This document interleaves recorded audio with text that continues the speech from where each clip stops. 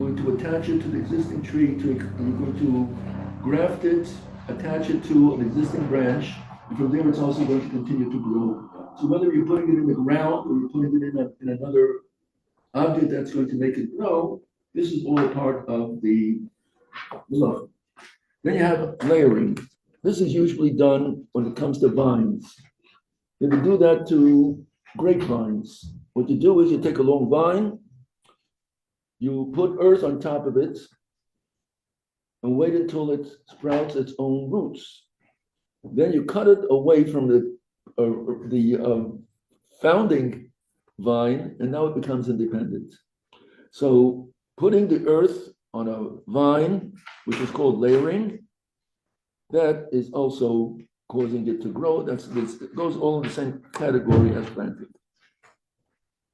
So this would all be the Av Malacha. This is the principal Malacha. And then we have that which gives us the same results. That's going to be a Tolda. That's going to be an offspring. You get the same results. It's going to promote growth. But it's not putting something in the ground where we're actually going to plant it. So that is also a Torah prohibition. And now we're going to have some examples of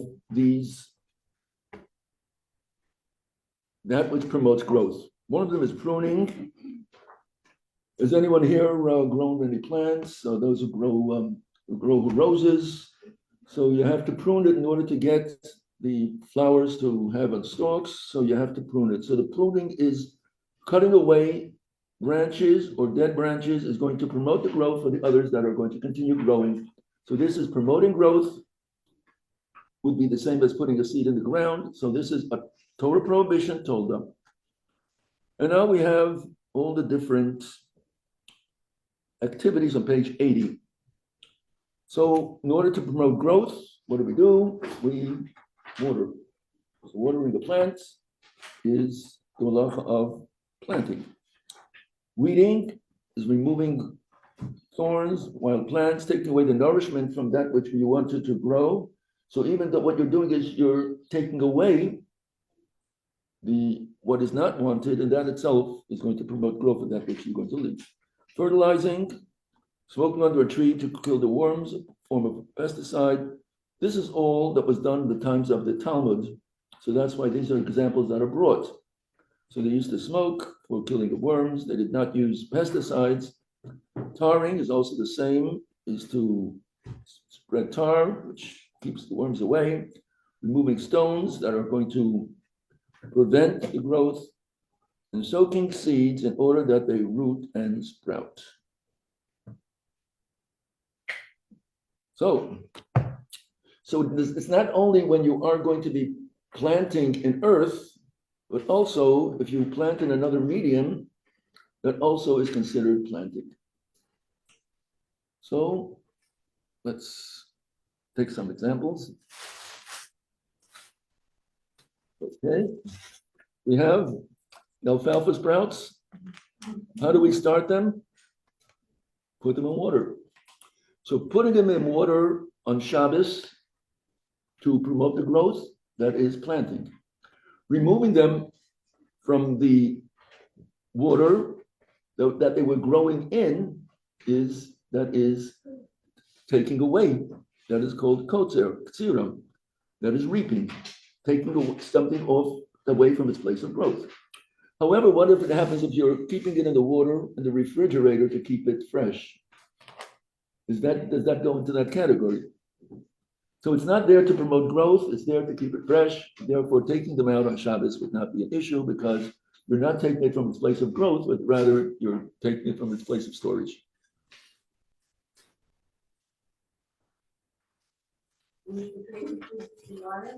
What? If it's going to promote, only from the refrigerator. It's not going to grow. If you put it in the refrigerator, it'll be fine. Like this, it's going to grow. So you put it in, it's going to inhibit. Put it in the refrigerator, it's going to inhibit its growth. So you can put it in the fridge. But keeping it out, I think it's going to. I assume you can wash it to eat. You can wash, yes. So there's not this oil.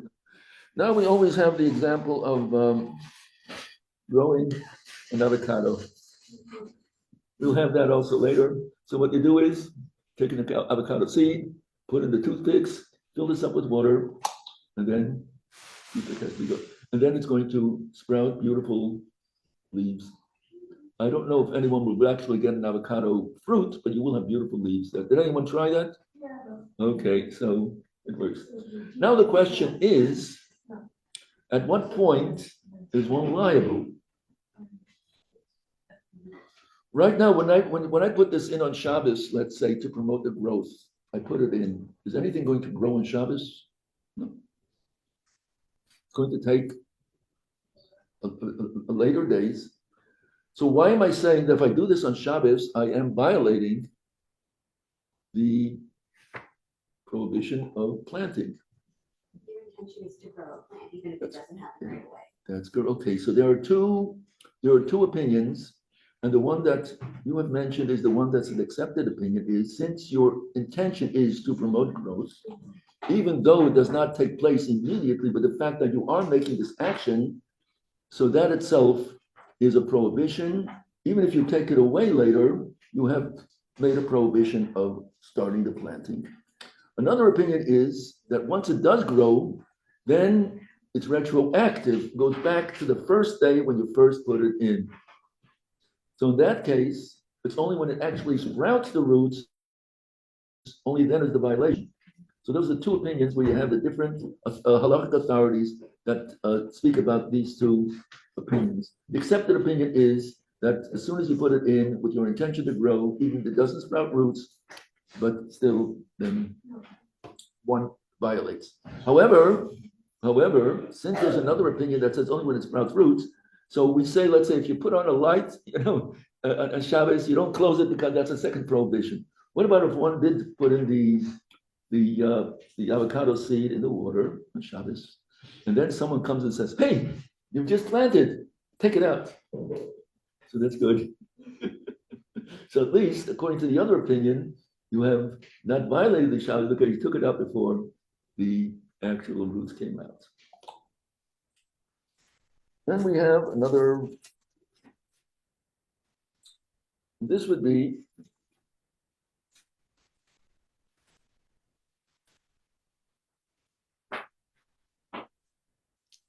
okay.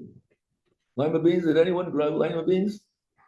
Anyone done? Okay. So here, this is very lima beans. You get the sprout roots, leaves come out. You try it if you like to. What you do is you have either cotton or even towel paper. You make it moist. Keep it keep it moist, not overly wet. Keep it moist, and it's going to sprout roots. And then what one would do is then transfer it to a flower pot where you're actually going to have these leaves. Am I saying it right? Yes. Okay. With the previous example, with the avocado, if you put flowers accidentally in a vase with water. We're going to come soon. We're going to speak about putting flowers in the vase. That's a separate thing. Okay, that's on page 81, so we're going to get to it. So in all these cases, you're not allowed to do this on Shabbos if your intention is to sprout.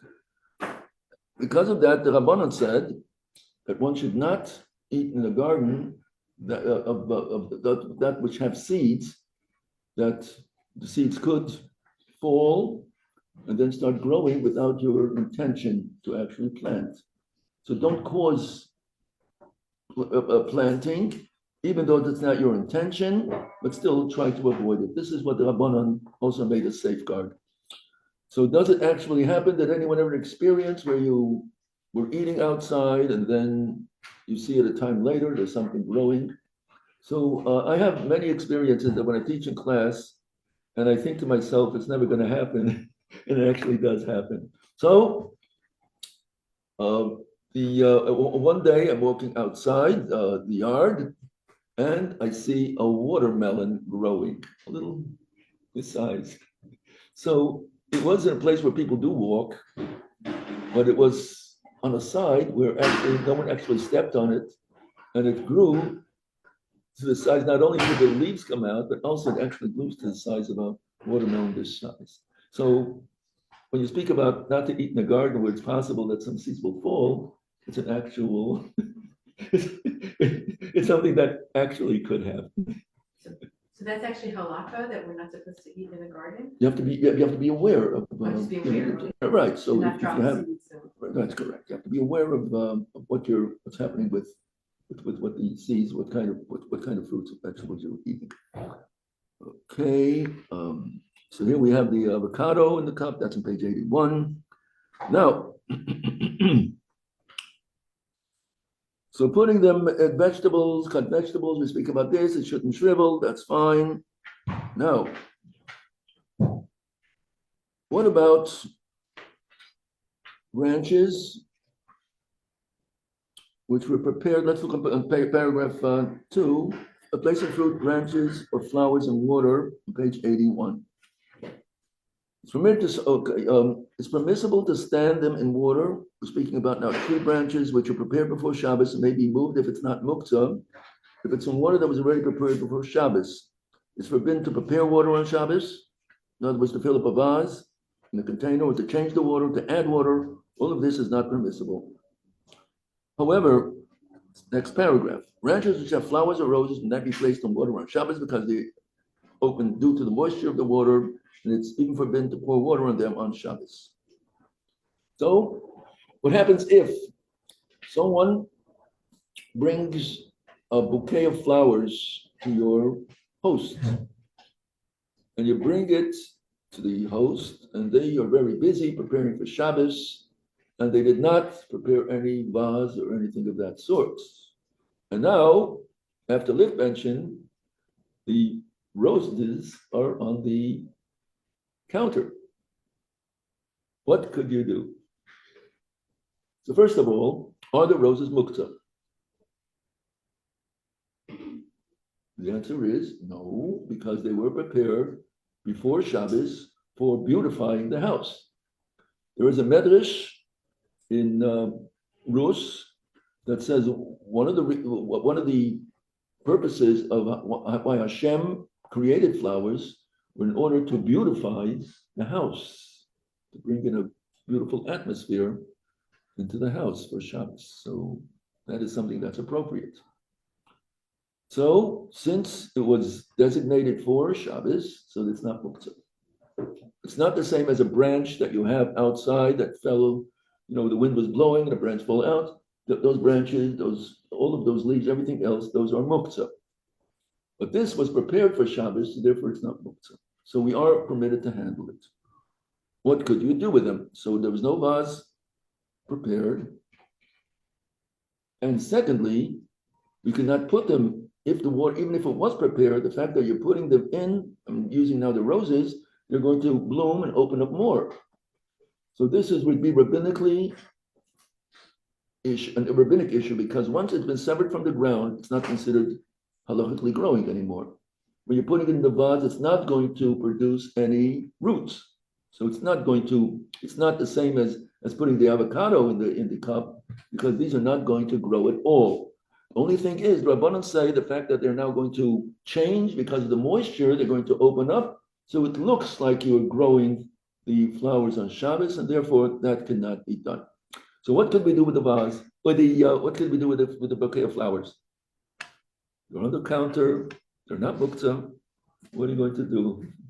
Any suggestion? We don't want them to wilt. What could you do? I don't think this makes sense, but I thought I heard you can actually take a damp paper towel and wrap it around, but that's. No, you can't make the towel wet. You can make a towel. No, You can't. we're concerned about squeezing. So that's a separate issue that we're going to speak about. This like a sponge like. Okay, what you could do is, any suggestion? How does the florist keep his flowers fresh? What does the florist do? Anyone? Anyone go to a florist? Oh, you put it in the fridge? The florist it's free refrigeration. The florist has refrigeration, and that's how they keep the flowers fresh. So you are permitted, you have place in your refrigerator, you can put it in and keep them fresh until after Shabbos, and you'll enjoy them after Shabbos. Doesn't mean you have to, but I'm just saying it is permissible. So what I'm trying to bring out is that the fact that they're not muktzah, you can handle them, you could put it in the fridge if you wish, and it's not going to promote growth, it's just going to keep them fresh. Yes? What if someone brings the flowers after Shabbos? Are you allowed to, are they muktzah at that point? Like, let's say they didn't realize that they're not allowed to carry or whatever. Well, that's an issue. It matters. There would be a technical thing that actually, when do they, at what point do they actually bring to the house? Was it before Shkia? It's after Lichtbenchen, but before Shkia. There's a lot of different. There's Bein Hashmoshes. There were a lot of different. If a violation was done on Shabbos, can you have a benefit of this on Shabbos? And the answer is no. So it would be muktzah. They would tell them to put it down. So as long as they have something, if you have something muktzah in your hand, technically, the first thing would be to drop it. If it's something that you don't want to drop, since it's in your hand, you could go to a place where you want to put it down. You can't pick it up to begin with, but it's in your hand already, then you're not restricted. The first thing would be, again, if it doesn't make a difference, you just throw it down. But if it does make a difference, something that's going to break, something that's valuable, something that wants to be stolen, whatever it may be, the fact that you have it in your hand, then you are permitted. Okay. So just to follow up on that, so if somebody's guest comes in and tries to hand it to you. Right, you tell them to put it down. If it's after nightfall, after night. Now, now you have the vase with flowers on your table. Are you allowed to move your vase? You're blocking now. There's someone sitting on the other side. You're blocking. You can't talk to them because the flowers are out there. Can you move the vase? Okay, so now there are two opinions about different situations with the vase. One would be if they are plants, flowers that do not change by putting them in the water. There are different flowers that you don't see any change. The sunflowers, they stay the same. You have some that open up, and some that just after they were cut, they do not make any change by putting them in the water. So that's not an issue, because even if you're going to carry the vase and it's going to swish the water all over, it's not going to change whatever is inside the vase. It's not going to make any change whatsoever. So in that case, you can move it. You don't have to be careful about it. Then there are those who say that if there are flowers that do open up, so by adding more moisture to them higher up, it's going to promote that change. So therefore they say, it's not muktzah, but be very careful as you move it not to change the water line, keep it steady, and then you are permitted to move them. So this would be the difference according to this opinion. The difference is what do you have inside the vase. If those plants that do not have any change at all, then you're not restricted in any way of moving it from one place to the other. If it does have those that open up and change, so it's recommended to be careful as you're moving them not to change the water level. At that point, are you supposed you can only touch the vase, or are the flowers? So the flowers are no. You said you could take the whole thing and put it in the fridge. Right. Yeah, so they're not muktzah. They're not muktzah.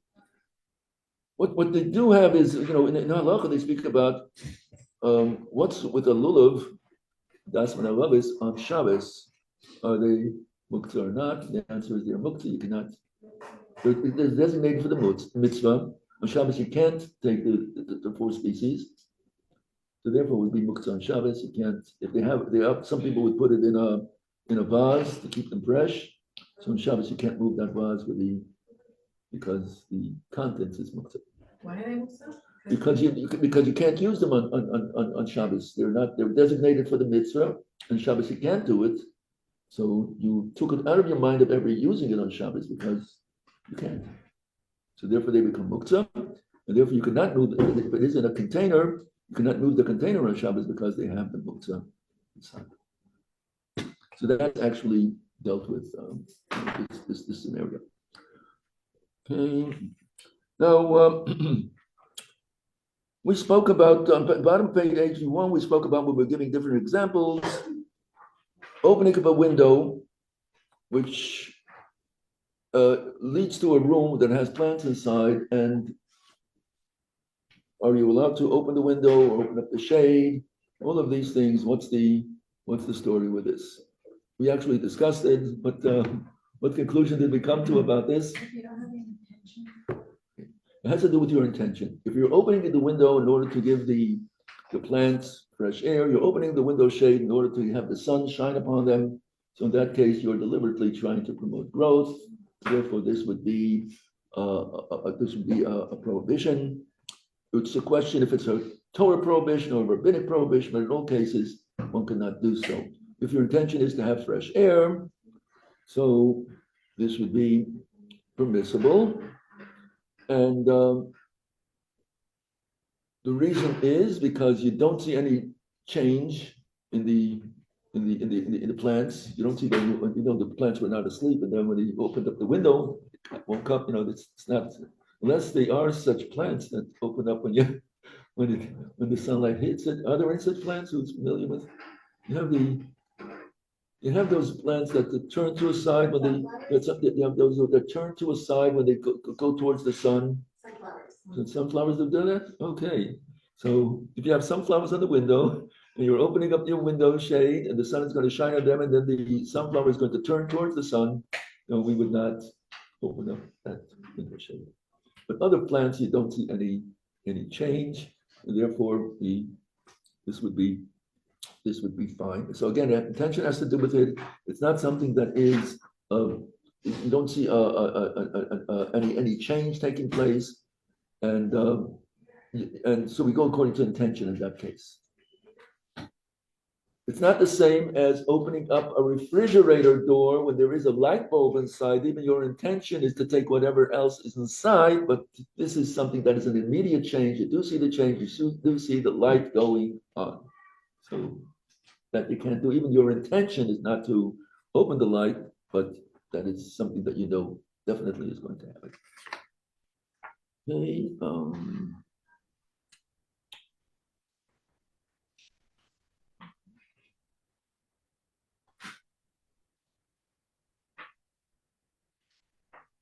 Now, I don't know if anyone was in a situation where you have, let's say, some places, and you have the bungalows in the country where you don't have an actual sewer system. So they have the sink is attached to a hose that leads away from the house, way into the woods or wherever else it is, where people are not actually going to be soaking in it's not going to flood the area, but they take the hose out and it goes into an area where there are plants. Are you allowed to use that faucet on Shabbos? So what's happening here? Let's try to see what's happening here. Now, when water is going to go onto these plants, what's going to happen to these plants? Grass, the plants, what's going to happen? They are going to grow.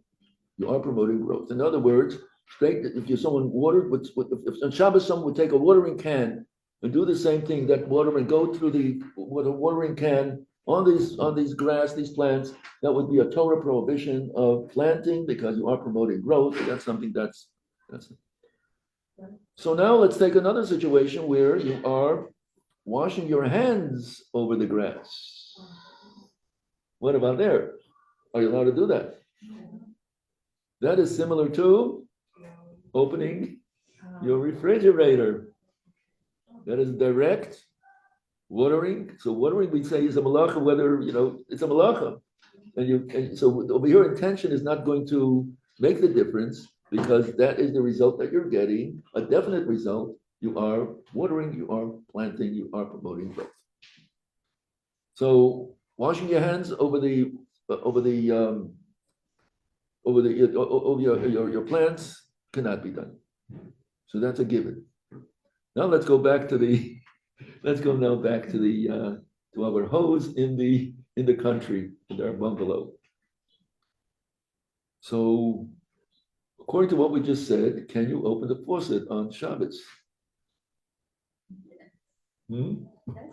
I just told you now that if you put water directly on, you don't go with intention. So now, why would it be permissible? How can we find a reason when it should be permissible? for the purpose of a mitzvah, like washing Nicholas or. You could do or that. You have no other option. No, the same thing would be if you water, the same thing, you went camping, you have your, you're sleeping in a sleeping bag, and then you wake up in the morning and you're sleeping on the grass. Can you wash Negelwasser? No, it's not, it's out. Maybe because its first vessel is not the grass. Okay, let's discuss this. Let's take a situation that's closer to us and sukkahs. You have those who have covering to their sukkah that when it rains, anyone go to a sukkah that when it rains, they put some of them have doors, they close, some of them have a tarp that they move, some of them have an awning, all these things that happen, the people are trying to keep their sukkah dry, so they're able to have their meal inside without anything dripping on their head. Now, the sukkah is on the grass. You're opening up your roof. Rain has collected on your roof of the sukkah. You open it up, and the water is going to go on the grass. Can you open it up on sukkahs, on Yontif, Shabbos? Yes, no? Yes, no? No. No. No. You're taking the water and putting it straight on the grass. So what's the difference between washing your hands or? Now you have the same situation, and your sukkah is standing on a patio, cemented patio, and at the end of the patio is a garden. Now you're going to open up your sukkah top. The water is going to pour on your cement. From the cement, it's going to roll to the garden. How's that? Yes, that's fine. So this again, here we go with intention. Intention is not to water your garden, and this is done not directly. It's indirectly. It's going through a second stage. Goes from the roof to the cement to your garden. But it does make a difference if you're happy that the water reached the garden or not. Then also, that's not your intention, but you're after the result. You're happy with the results. So that's not good. So when would it be fine if everything is drenched? It was a good raining. So your garden is really saturated with water. The fact that you're getting a little more water is not anything that is a concern to you. It doesn't make you one way or another change your, to say that, oh, I'm happy that I don't have to water it today. I just got water, because it's saturated. You're adding water is not doing anything to it. So in that case, your intention is not to water it. You're not benefiting from it, and that would be fine. Could you wash your hands in the rain then? Could you wash So this is again. So here we have this. I'm trying to avoid that question because it's your action is that you're actually pouring water on the. It's a technical thing. Is the grass benefiting in any way because it's already saturated? That would be something that is discussed where there are leniencies about that. But I'm not going to discuss that in class because I'm not going to tell anybody to wash their hands in the rain. So what happens in between? Like the grass is not saturated, but it's going to go in the concrete, and it will probably roll onto the grass, but it's not saturated. But Are you happy with the results? Does it save you on watering? So there's a part of you that says, okay, I hope it doesn't get there, and there's another part that's uncut that you can't control. It's like. Okay, so this is one of the gray areas where. So technically, it would be permissible. Technically, it's permissible because persons are interested more in eating in the sukkah. That's what you're basically focusing on. How many people think about it? So what happens if you have now your sukkah on the grass and you want to open up your tarp? What are you to do before sukkahs to enable you to do so?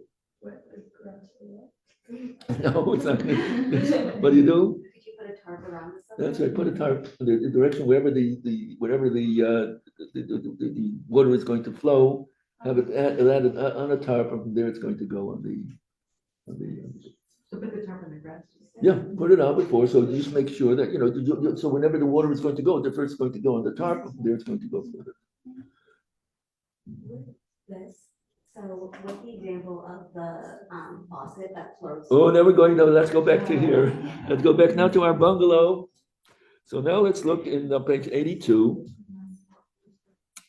In the case of a faucet whose water flows in a sink, that's number one, then drains through pipes into the ground on which there are plants.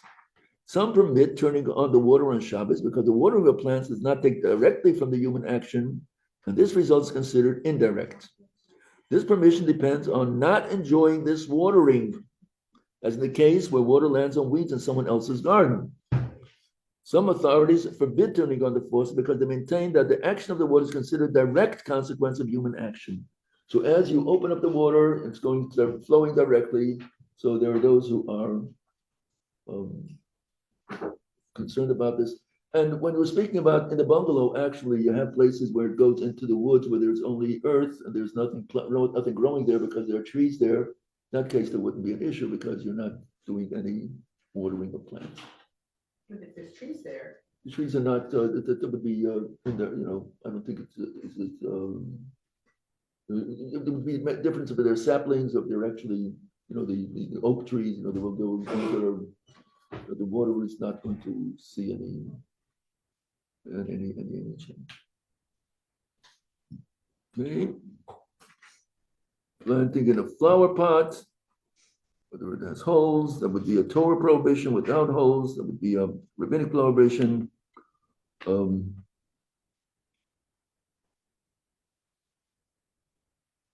Eating in a garden, page 83. Take care not to wash your hands over the grass.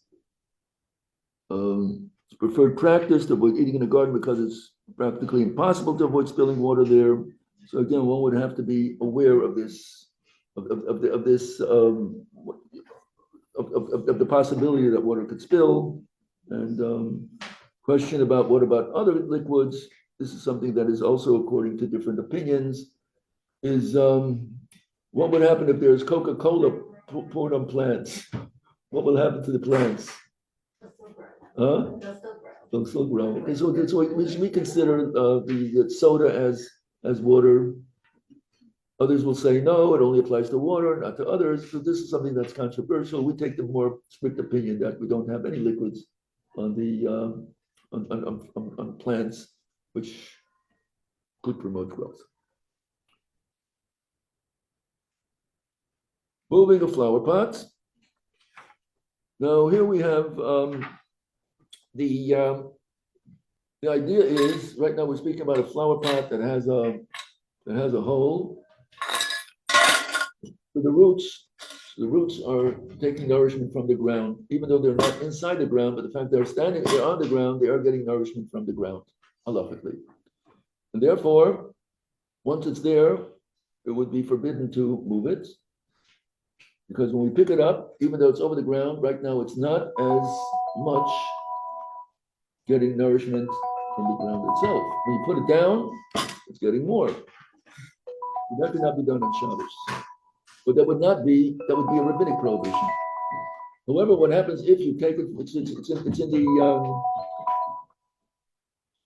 It's in the garden. And now you put it on a shelf. What has been done now? Now you put it on the shelf. Taking it away, Harvested it. Taking it from its place of growth, and this would be a Torah prohibition. So we consider that even though the roots are not actually in the ground, but the fact that they're getting nourishment from the ground, we consider it as if it is actually in the ground. And then when you pick it up, so this would be rabbinic because it's still under the ground. And then putting it on the shelf, this would be a Torah prohibition because you're taking it away from its place of growth. Yes? What about like the opposite of promoting growth? What if can you like kill something on Shabbos, like kill a plant on Shabbos? Like, So that goes into its category. We'll speak about planting and, matters. We'll discuss that in our next. Okay. Now, there's one more thing, and that finishes it with, what about a sprinkler on Shabbos, setting it up before Shabbos? What would be the issue? Going back a day, what would it be? Baras, we would be concerned that people are going to say that when sprinkler was not something that was popular, when it was in its first stages. So we were concerned that when you see a sprinkler on Shabbos, our assumption is that it was put on Shabbos. People are going to go by your house. They're going to say that you are watering the grass on Shabbos. Nowadays, it's common to have set up by an automatic system, or even during the weekdays, you set it on the clock, on the timer. It's going to water it. Everybody, most people who have gardens are aware of it, whether they have it to do themselves or not. So this is already Maris Ayin is out. The fact that you put it on before Shabbos is permissible, even though it's going to be growing on Shabbos. So, why is it permissible? Well, same thing with like lights. You can turn the lights. Here we go. I wanted to give I thought someone was going to come up with another example of lighting the candles on Friday. It's going to be burning on Shabbos. And that becomes a mitzvah. We do adlokas neiras. So the explanation is that there is no prohibition for your vessels to do work on Shabbos. You are not allowed to do work on Shabbos, but your vessels, which would be the pot and the food inside, you put it pachont, and now it's cooking on Shabbos. No prohibition was done because your vessel is not obligated to rest. Person is, his servants are, his children are, his animals are, but his vessels are not. Therefore, this would be the fact is now that his vessel, which is the sprinkler system, is now doing work on Shabbos watering. So this was done before Shabbos. There is no prohibition for that. Let's go back to the plant. So to clarify, we can't make it grow, but we also can't take away its growth. That's correct. Right. That's called kotzer, which is taking something away from its place of growth, which is called reaping, cutting the. And that's Torah or Rabbinic? That's Torah. What about, There's like, 39 categories. walking on grass? Walking on grass. Accidentally. So this would be, unless it's something that you're tearing the grass with every step, that would be secretion. Right. But the might does not count. It's not definitely going to happen. Your intention is not to do so. So even if you do wind up with grass on your shoes or your sandals, whatever it may be, no prohibition was done. You don't have to take care next time not to do it. If your flower pot is on a bookshelf, or let's say it's on the table, and it's not on the ground, it's not getting any nourishment from the table, but you don't want kids to knock it over, so you put it on the bookshelf. So now the question is it muktzah? No. Now that's our question. That's our question. So flower pot muktzah. So the fact that it's with a vase we said was not muktzah. What about a flower pot? So that would be controversial. If it's there for its beauty. In other words, it's so there are those who say that if you do need it you need the place, or you want it to be to take it away from there, so that would be permissible. So again, this is something it's in the house. There's no. No, I'm saying like the flower pot's not on the ground. Even if you're moving from one surface to another surface. Oh, not to move it at all. And outside it would be moved. So it's outside. We don't move it outside. If it's on the ground, we don't move it. In the house would be the question, since it's not. Okay. I hope everyone followed. It's on the ground like concrete. Yeah.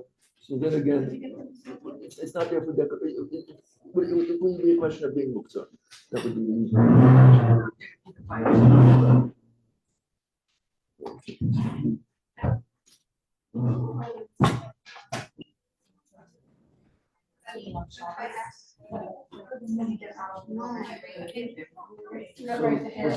What's Shoshana here today? Shoshana, and Rosie, and Sheila. Okay, that's Sheila. Okay. I'll take it up. I I don't don't think think she was here. Yeah, sure. Shirley? Shirley? Shirley? So we got back tomorrow, okay, we haven't actually, I think, had it anymore. Just because with people doing, the station holidays. Oh, okay. Is it going to be? Yeah, okay. Now it's. Yeah. I know, it was like a very busy, I guess, learning for the holidays.